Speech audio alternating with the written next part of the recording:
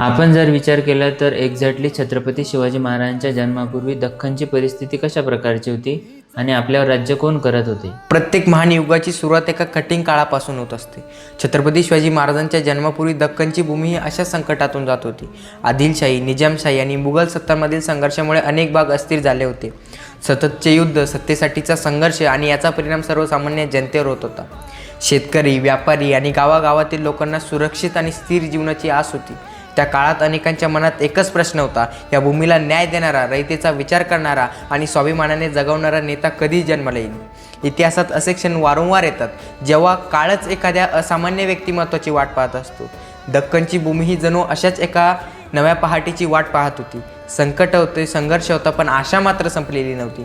कारण इतिहास सांगतो, जेव्हा अंधार दाटून येतो तेव्हाच नव्या प्रकाशाची चाहूल लागते। आणि अशाच काळात शिवनेरीच्या कुशीत एका नव्या युगाची चाहूल लागणार होती। एक अशा व्यक्तिमत्वाची, आगमनाची, ज्याचं नाव पुढे इतिहासाच्या सुवर्णपानावर अजरामर होणार होतं। तर अशा प्रकारचे व्हिडिओ बघण्यासाठी आमच्या पेजला फॉलो आणि चॅनलला सबस्क्राईब नक्की करा।